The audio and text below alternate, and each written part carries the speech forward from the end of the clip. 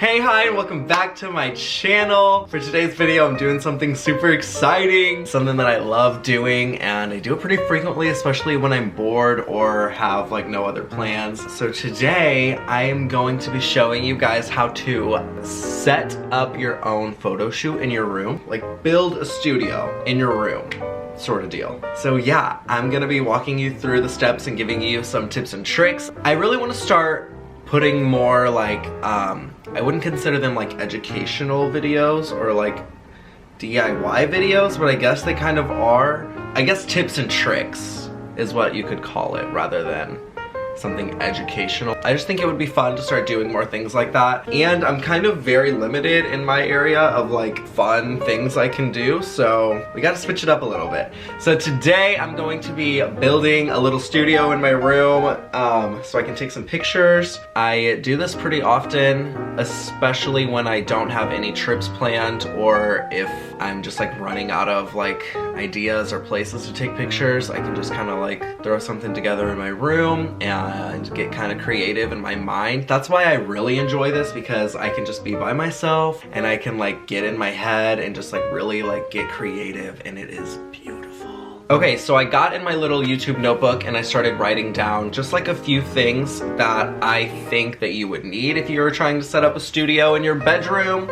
I guess like things that I would recommend that you would need. You don't necessarily like need them, but it's just what I personally use. So first on the list is you need an idea. For a lot of my pictures, I just like kind of will see something that will spark something in my brain, and I'll be like, oh my gosh, I should do like a picture with this and that and that and this and yada yada yada. So that will happen. Or if I'm like going through a creative like funk or something where I just like can't think of anything that's like different or like outside the box, I have like a few pages on Instagram that I follow that like really help me to not like completely copy, but kind of take inspo from. Or sometimes you can just like see a picture that you like and you can just recreate it, as long as you're giving the original creator some credit.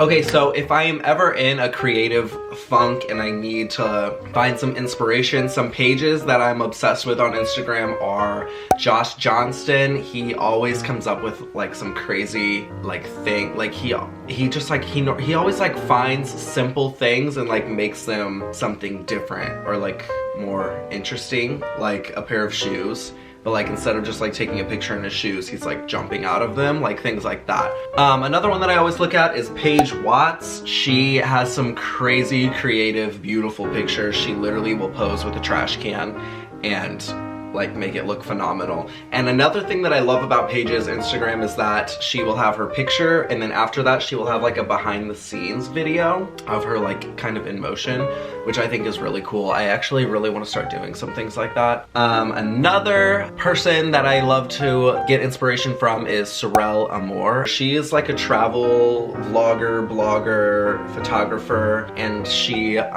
started this thing called the advanced selfie, which is like basically what I'm doing today, where you just like take your own picture, like your own selfie, but it's more of like, so it's not just like an iPhone selfie, it's like something like just like a very creative advanced selfie. So yeah, she does that, and she also makes some really cool YouTube videos about photography and videography and like traveling and business and a lot of really cool stuff. So you can like learn a lot from watching her and following her. So 10 out of 10, recommend that one. And last but not least, Kimberly. She literally is the queen of doing things like this. This woman will literally take like a Tupperware box and turn it into like something beautiful. She is insane. Like she literally like builds things in her house, and that is how she got her following, because she's extremely talented and creative and does like really cool, interesting stuff like that. Those are 4 pages that I follow that I like to get inspiration from. I'll link their Instagrams down below. That is the first thing that you're gonna need. You're gonna need an idea. The second thing that I use is a backdrop. It's never really like a professional backdrop. It's always like a blanket or a sheet, so that will work.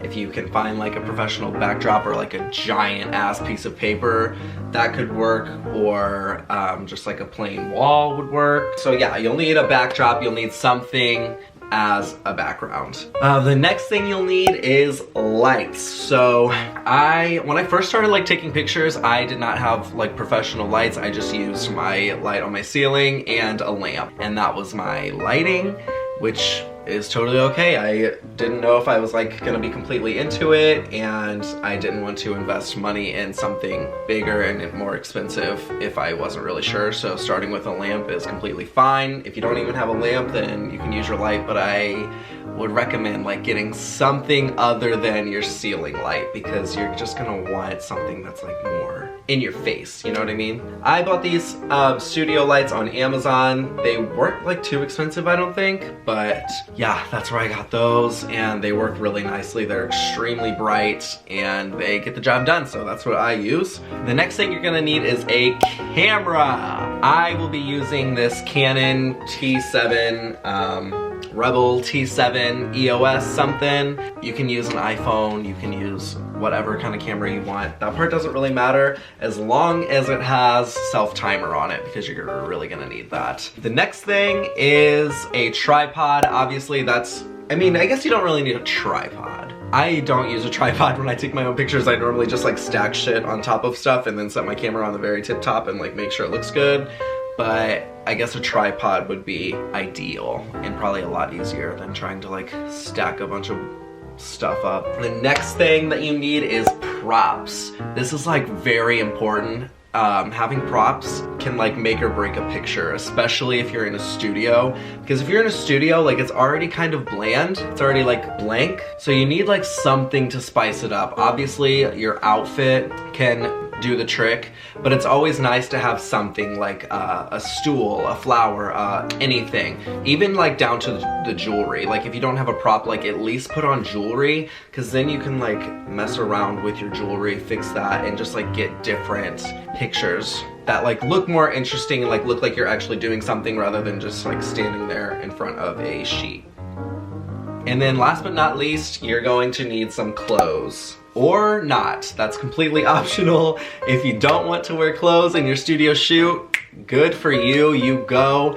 Just make sure that you are of age, and if you are of age, make sure that you have thought about your future and know that it's gonna be on the internet forever. For today's shoot, I'm gonna be wearing this cropped Calvin Klein shirt that I have and then some Calvin Klein underwear, so I will be having clothes on. So yeah, that is about it. After that, you can just pose away. Make sure that when you're out there, you're just comfortable and you're feeling yourself. Just be like relaxed. I feel like that's what makes people either photogenic or not. I feel like you're not really photogenic or you're not. I think you're just like uncomfortable or you're comfortable. Because some of my pictures, I'm like, ew, what the fuck? But then the ones where I like remember and like know I was feeling comfortable, those ones always turn out to be better. That is all for today's video. I hope you learned something. I hope you got a tip or a trick or both. If you want to see more videos like this, or if you have any questions at all, comment them down below and let me know, and I will try to answer them whenever I can. Yeah, that's it. So I will see you next week.